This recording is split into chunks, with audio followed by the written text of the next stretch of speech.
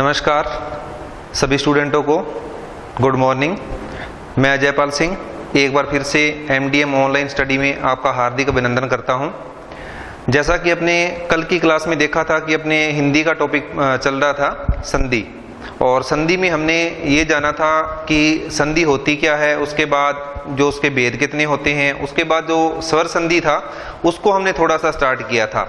तो आज अपने क्लास वहीं से आगे बढ़ाएंगे, लेकिन उससे पहले मैं थोड़ा सा आपको रिवाइज करवा देता हूं ताकि आपको जो पीछे का अपने पढ़ा हुआ है वो आपके ध्यान में रहे और उसी से हम आगे बढ़ेंगे।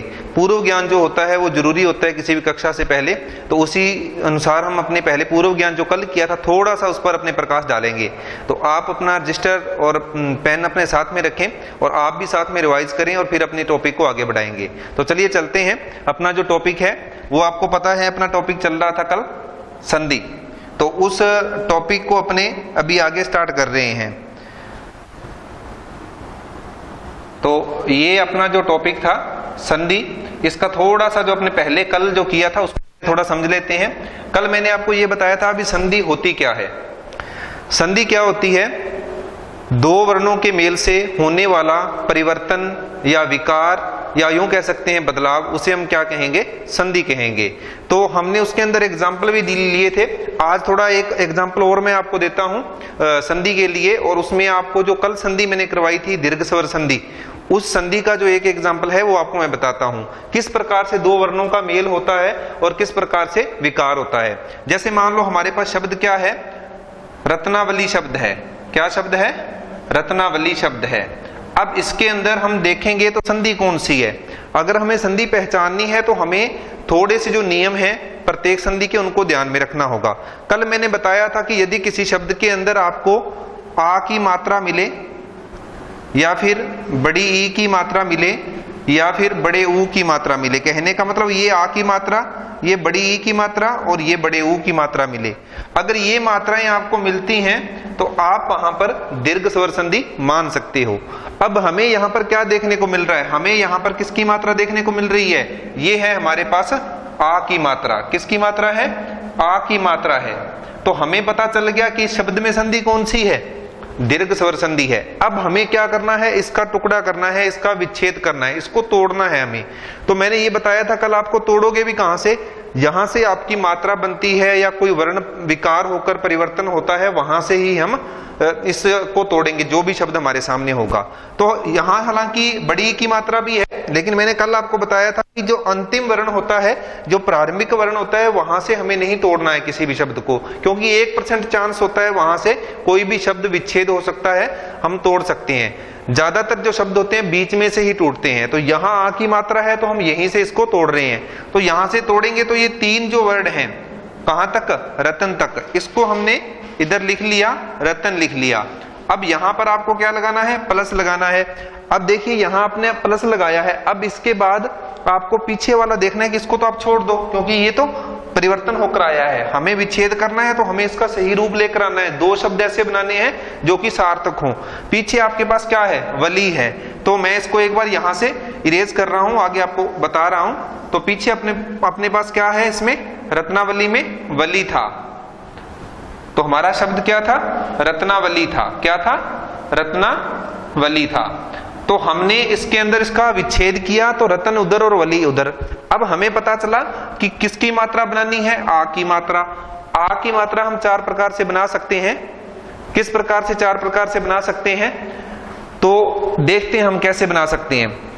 मैंने आपको बताया था कि यदि ए के साथ ए मिलेगा तो भी हम क्या बना सकते हैं? आ बना सकते हैं। दूसरा मैंने आपको क्या बताया था कि यदि ए के साथ आप आ मिलाओ तो भी आप क्या बना सकते हो?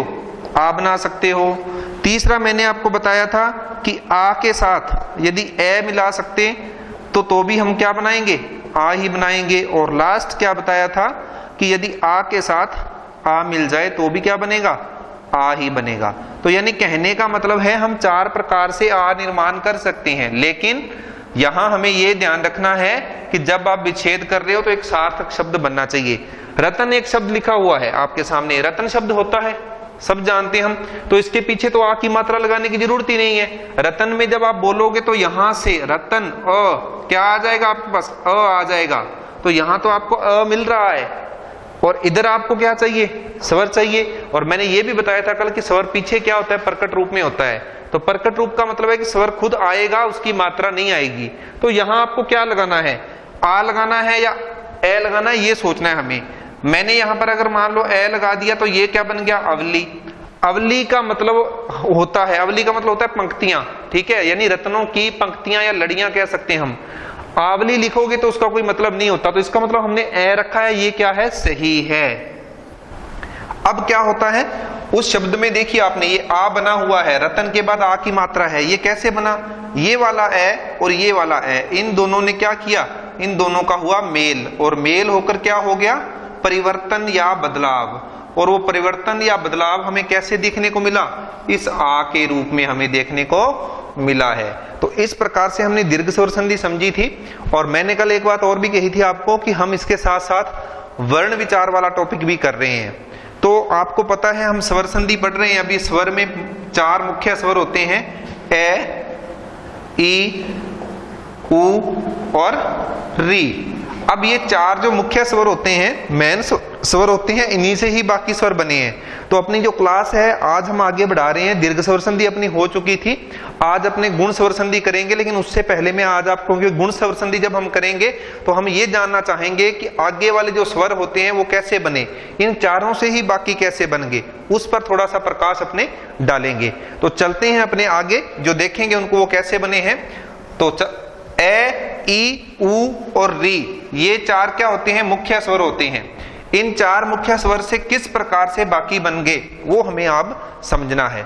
तो देखिए जो ए होता है, इस ए का मेल इस ई के साथ हो गया, यानी ए के साथ यदि हमने ई मिला दी, या फिर आप ये कह सकते हैं कि आ के साथ, ए या आ के साथ, इन दोनों को ही मान लीजिए, इनके साथ यदि इसका मेल होगा तो क्या बन जाएगा, ए बन जाएगा। क्या बन जाएगा, ए बन जाएगा। यानी यूं कह सकते हैं कि ए के या आ के साथ ई या छोटी ई या बड़ी ई मिलने पर क्या बनेगा, ए बनेगा। दूसरी बात, इसके बाद हम ये कहें कि इन दोनों ए या आ के साथ यदि छोटा ऊ या फिर बड़ा ऊ, दोनों में से छोटा ऊ या फिर बड़ा ऊ कोई भी मिल जाए तो क्या बनेगा, ओ बनेगा।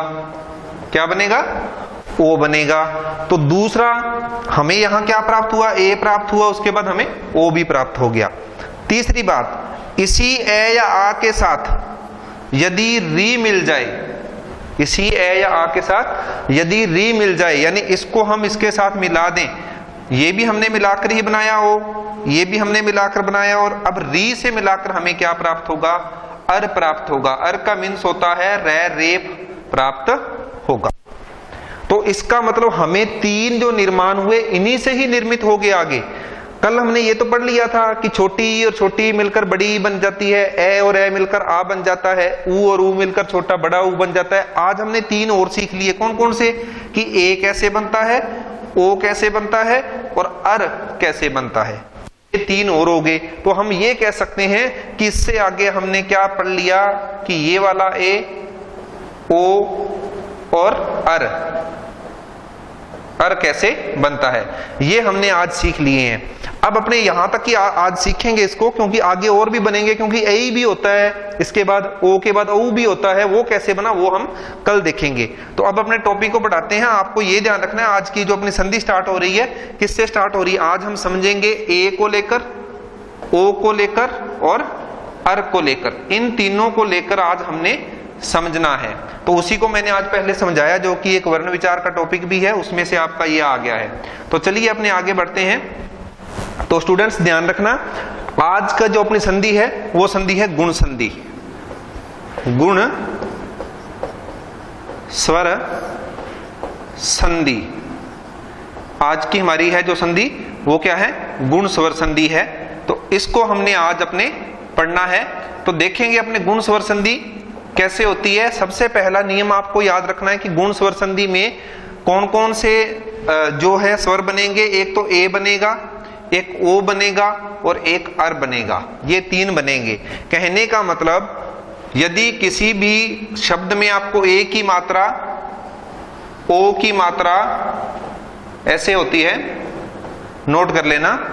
और अर का मतलब होता है कि किसी भी रेखा के ऊपर जब अपने सिरोरेखा होती है उसके ऊपर रे लगाते हैं ना ऊपर वाला, वो हमें देखने को मिले तो हम यहां कह सकते हैं कि किसी भी शब्द में, यदि किसी भी शब्द में ए की मात्रा, ओ की मात्रा और अर की मात्रा आपको लगी ले तो आप कह सकते हो संधि कौन सी है, वहां पर गुण स्वर संधि है। लेकिन एक बात नोट कर लेना, ये बात नोट करनी है कि जो ओ होता है वो गुण स्वर संधि बनता ही है, लेकिन इसको नोट कर लो कि ओ जो है ओ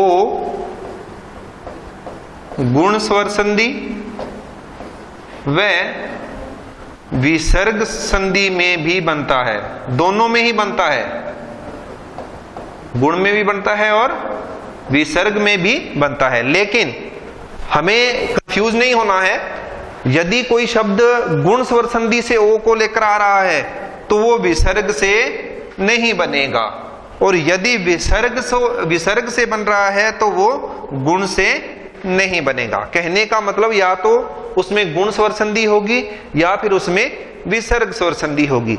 अब हमें इसका एग्जाम्पल लेंगे आगे, हमने इसको समझना है कि कोई शब्द ऐसा है क्या जिसको हम एक गुण स्वर संधि के अनुसार या विसर्ग स्वर संधि के अनुसार चेक कर पाए। तो बहुत सारे शब्द हमें मिल जाएंगे, लेकिन यहां पर क्या है कि प्रत्येक शब्द की जब व्याख्या करेंगे तब इसको देखेंगे। तो सबसे पहले मैं ये कंफ्यूजन आपका दूर कर देता हूं कि ओ जो होता है बनता तो दो संधियों में है, कौन कौन सी? फर्स्ट याद रखोगे आप गुण स्वर संधि, सेकंड याद रखोगे आप विसर्ग संधि। तो हमें कोई ऐसा शब्द चूज करना है जिसके अंदर ओ की मात्रा हो। तो मैं एक शब्द ले रहा हूं, जैसे मैंने शब्द लिया मान लो महोत्सव। कौन सा शब्द लिया? महोत्सव। अब इस शब्द में आप देखिए, मैंने आपको बता दिया था पहले ही कि किसी शब्द के अंदर यदि ए की मात्रा, ओ की मात्रा या अर की मात्रा लगी है तो संधि कौन सी? गुण स्वर संधि है। अब हमें इसमें ओ की मात्रा देखने को मिल रही है ना, तो ओ की मात्रा देखने को मिल रही है तो हम इसमें कह सकते हैं कि ओ की मात्रा है तो यहां पर संधि कौन सी होगी? गुण होगी। या फिर संधि कौन सी हो सकती है ओ को देखकर? विसर्ग होगी। लेकिन मैंने अभी आपको बताया कि यदि गुण होगी तो विसर्ग नहीं हो सकती, यदि विसर्ग होगी तो गुण नहीं हो सकती। अब यही बात हमें समझनी है। वो पता कैसे चलेगा? पता चलेगा इसका विच्छेद करने पर, इसका टुकड़ा करने पर। तो मैं करने जा रहा हूं इसका टुकड़ा या तो गुण संधि के अनुसार होगा या विसर्ग। विसर्ग संधि में आपको पहले बता दूं कि प्लस से पहले हमेशा ही क्या लगती है?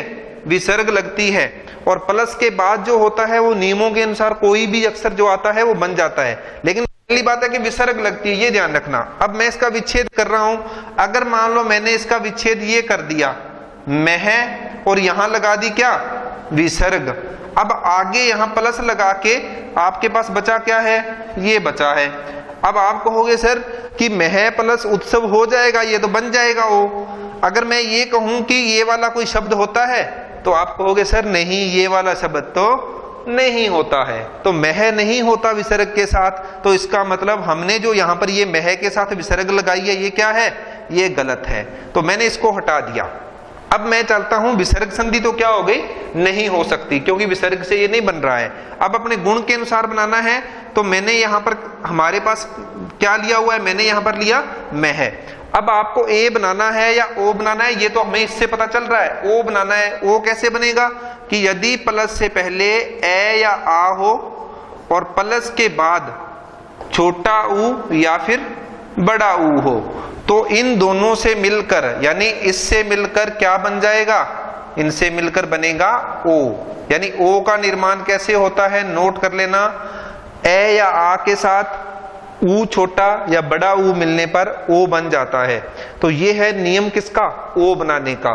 और कल मैंने ये भी बताया था कि प्लस से पहले हमेशा ही जो स्वर होता है किस रूप में आता है? मात्रा रूप में। किस रूप में आता है? मात्रा रूप में। और प्लस के बाद किस रूप में आएगा? परकट रूप में। परकट रूप का मतलब है स्वर खुद आएगा, लेकिन प्लस से पहले मात्रा रूप है तो स्वर खुद नहीं आएगा, उसकी कोई मात्रा आएगी। अब हमारा यहाँ जो विच्छेद है वो मह है, तो मह कोई शब्द नहीं होता। मैंने आपको भी बताया विसर्ग के साथ भी नहीं होता और विसर्ग के बिना भी नहीं होता। तो हम इसको क्या बना लें? महा बना ले। क्या बना ले? महा बना ले। तो हमने इसको बना लिया महा।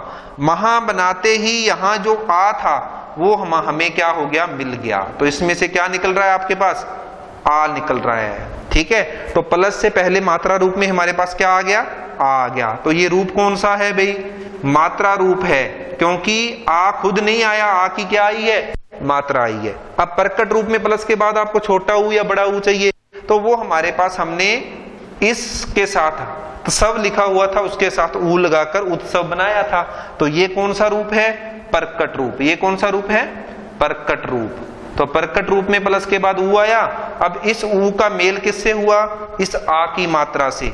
इन दोनों के मेल से क्या बन गई, ये ओ की मात्रा बन गई। तो इनके मेल से क्या बन गया, ये ओ बन गया। समझ में आ गया होगा आपके कि किस प्रकार से हम ओ का निर्माण कर सकते हैं। और ये भी समझ में आ गया होगा कि ओ होने से दोनों संधियां नहीं हो सकती, गुण और विसर्ग एक साथ नहीं आ सकती, दोनों में से एक आ सकती है। और एक आएगी तो उसका पता हम कैसे कर सकते हैं, उसका पता हम कर सकते हैं शब्द को तोड़कर, शब्द का छेद करके, शब्द को अलग अलग करके। तोड़ेंगे कहां से, जहां से हमें वो मात्रा लगी हुई मिल रही है। तो ये मैंने एक एग्जाम्पल आपको दिया इस प्रकार का। अब देखिए दूसरा एग्जाम्पल, दूसरा एग्जाम्पल मैं आपको यहां बता रहा हूं, यशोदा शब्द। पहले अपने ओ को क्लियर कर रहे हैं, तो उसको देखिए। यशोदा शब्द को आप देखोगे तो आप कहोगे सर इसमें तो ओ है तो संधि कौन सी है, इसमें संधि है गुण स्वर संधि, क्योंकि ओ किस में बनता है, गुण में बनता है। तो मैं अगर ये कहूं नहीं ओ तो विसर्ग में भी बनता है, तो आप कहोगे हाँ सर विसर्ग में भी बनता है। तो दोनों में से एक ही हो सकती है, या तो गुण स्वर संधि होगी या फिर कौन सी होगी, विसर्ग होगी। तो हमें तो पता कैसे चलेगा, हमें पता चलेगा इसका विच्छेद करने से, इसको अलग अलग करने से, इसका टुकड़ा करने से। तो चलिए हम इसका टुकड़ा करते हैं ताकि हमें पता चले कि गुण स्वर संधि है या फिर विसर्ग स्वर संधि है। तो मैंने टुकड़ा किया, यहीं से ही करेंगे। तो यहां हमने क्या कर लिया, प्लस, जहां मात्रा बनी है वहीं से हमने प्लस का निशान करके टुकड़ा किया। इधर तो आपके पास क्या रहा, दा रहा, और इधर आपके पास क्या रहा, ये और से रहा। अब देखिए यहां यश लिखा हुआ है, आप कहोगे सर यश होता है, मैं भी कहूंगा हाँ यश शब्द तो होता है। इधर क्या लिखा हुआ है, दा लिखा हुआ है। तो कहोगे सर यश के साथ दा मिलकर गुण होगी, नहीं हुई, क्योंकि यश ए या आ है तो पीछे क्या आना चाहिए, ऊ या ऊ आना चाहिए। यदि आप यहां पर ऊ या ऊ लगाओगे, यहां पर आप यदि छोटा ऊ या फिर बड़ा ऊ लगाओगे तो आपको क्या मिलेगा, या तो ये मिलेगा और या आपको ये मिलेगा। ठीक है, कौन सा, ये वाला मिलेगा। तो आपको क्या करना है, यहां पर दोनों में से अगर लगा के देख रहे हो तो ये जो दोनों पीछे मैंने लिखे हैं उदा और उदा, ये दोनों ही प्रकार के शब्द नहीं होते, तो गलत हो जाएगा, गुण के अनुसार तो इसका टुकड़ा नहीं होगा। अगर मैं यहां लगा दूं विसर्ग, यशय बन जाएगा, क्या बन जाएगा, यशय बन जाएगा। यश के साथ विसर्ग लगाई तो क्या बना, यशय। अब पीछे क्या है नियम, विसर्ग संधि में एक नियम है कि यदि प्लस से पहले विसर्ग हो और प्लस के बाद जैसे दय आया है ये वाला वर्ण हो, तो विसर्ग किस में बदल जाती है, विसर्ग बदल जाती है ओ में। किस में बदल जाती है, ओ में बदल जाती है। तो अब देखिए इसमें विसर्ग लगी है तो पहचान अपने आप ही होगी कि विसर्ग किस में लगती है, विसर्ग संधि में। इस विसर्ग के साथ इस दय का मेल हुआ, इस विसर्ग ने इसके साथ जब मेल किया तो उसके बाद बना क्या, ओ बना। तो परिवर्तन हुआ या नहीं हुआ, हुआ, क्योंकि विसर्ग किस में बदल गई, ओ में बदल गई। तो इस प्रकार से हमें क्या शब्द मिला, यशोदा शब्द मिला। तो अब बिल्कुल क्लियर हो गया होगा कि गुण स्वर संधि का जो ओ है दो में बन रहा है, गुण में बन रहा है, विसर्ग में भी, लेकिन कोई एक ही संधि हो सकती है, या तो गुण होगी या विसर्ग। अब अपने इसको आगे और बढ़ाते हैं टॉपिक को। इतना आपने नोट डाउन कर लिया होगा, और नहीं भी किया है तो आप वीडियो को पॉज कर सकते हो, पॉज करके इतना आप नोट डाउन कर सकते हो, फिर आगे बढ़ सकते हो। तो चलिए अपने इसको आगे बढ़ाते हैं।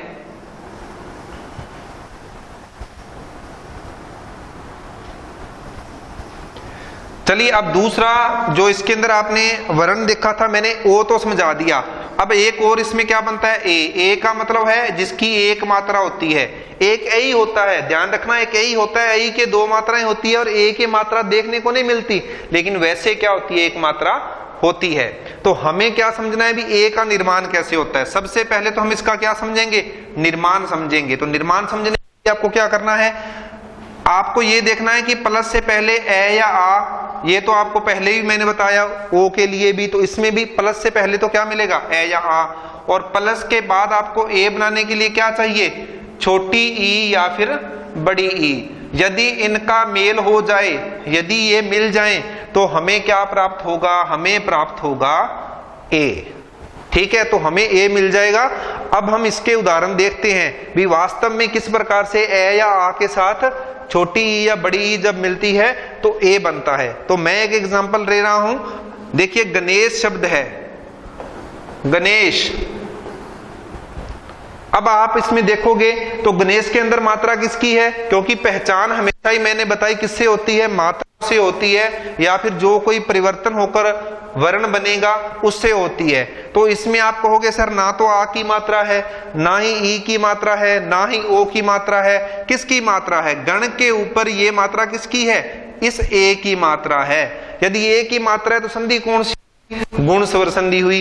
गुण स्वर संधि है तो हम यहां पर क्या कर सकते हैं, इसका विच्छेद कर सकते हैं। हमें पता चल गया है कि गुण है तो विच्छेद भी कर सकते हैं। विच्छेद करने के लिए आपको क्या चाहिए, प्लस से पहले ए या आ चाहिए, लेकिन हमेशा ही प्लस से पहले किस रूप में आते हैं स्वर, मात्रा रूप में आते हैं। ये ध्यान रखना, प्लस से पहले हमेशा ही मात्रा रूप में आते हैं, और प्लस के बाद हमेशा ही किस रूप में आते हैं, प्रकट रूप में आते हैं। ये बात आप संधि के अंदर पूर्णतः नोट कर लें कि जब भी छेद करो मात्रा रूप में प्लस से पहले, प्लस के बाद प्रकट रूप में।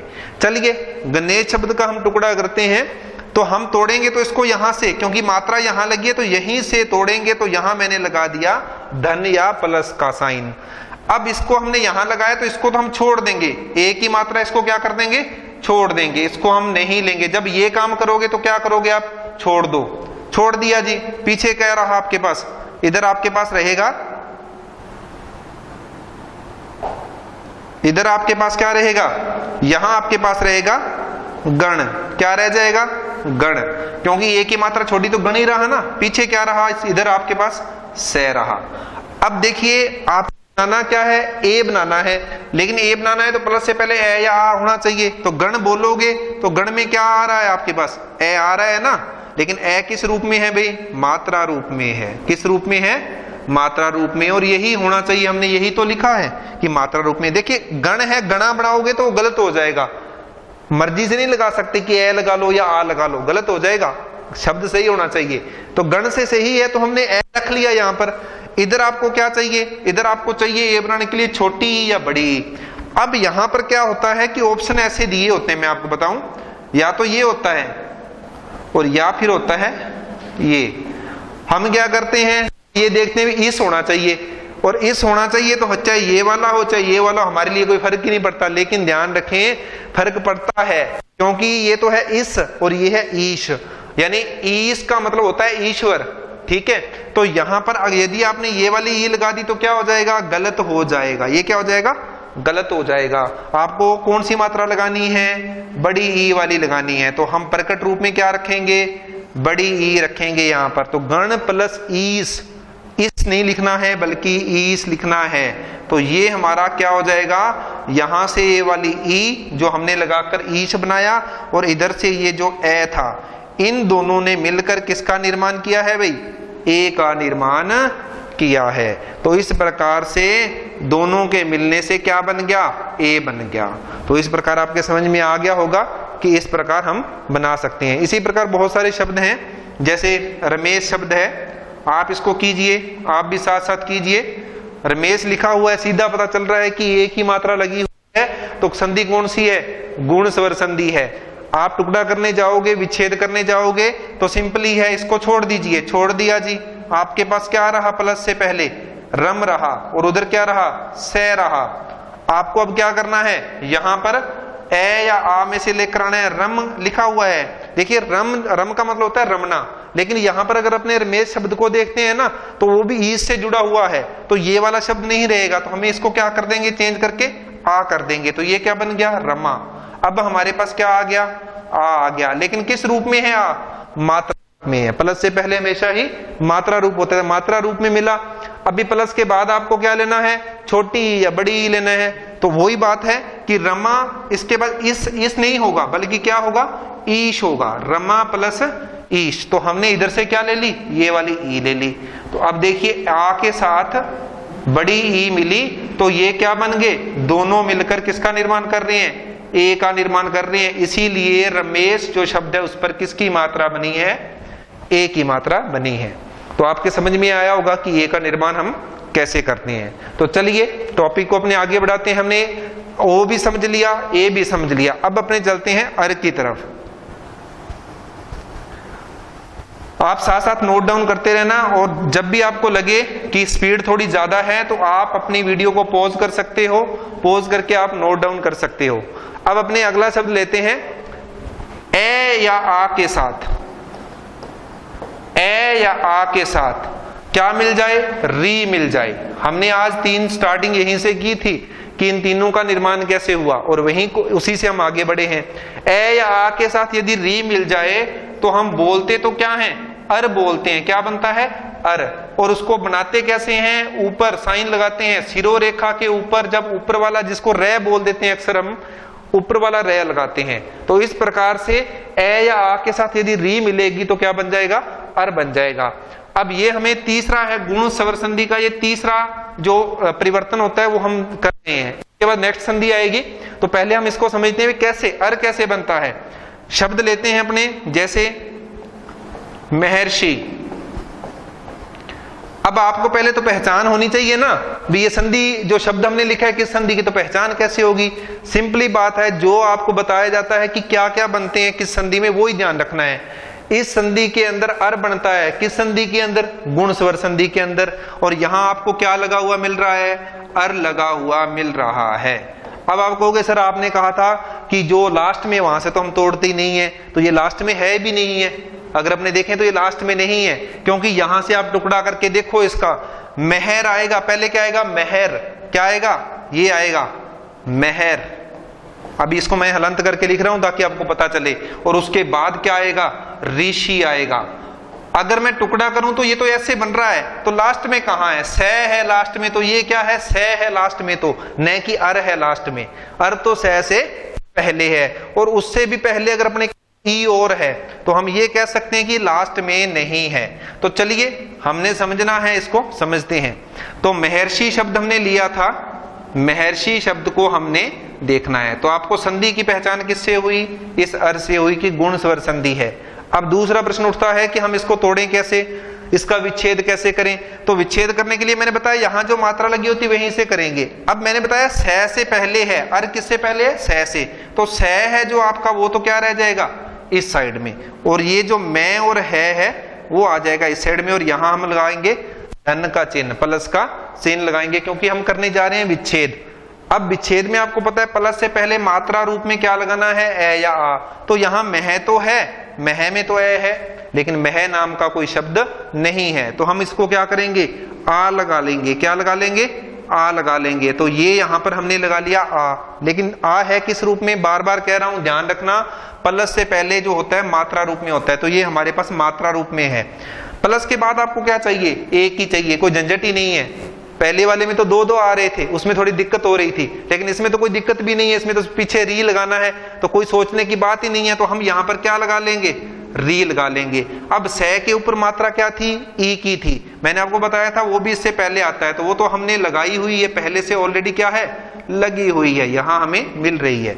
तो इसका मतलब हमने महा प्लस री सी इसका क्या कर लिया, विच्छेद कर लिया। अब देखिए ये वाली री और ये वाला आ जो मात्रा रूप में है, ये दोनों मिले, मिलके परिवर्तन हुआ, परिवर्तन होके बन गया क्या, अर। अर का मतलब क्या बन गया, ये बन गया, और यही हमें यहां पर लगा हुआ मिल रहा है।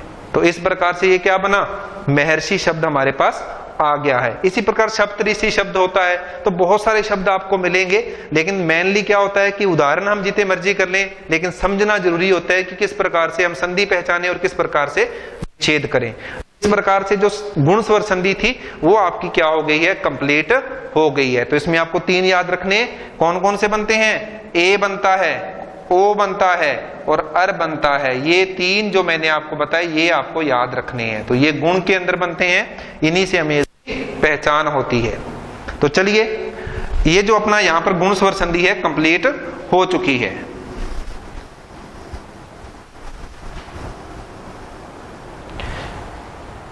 आज की क्लास जो है अपनी गुण स्वर संधि कंप्लीट हो चुकी है।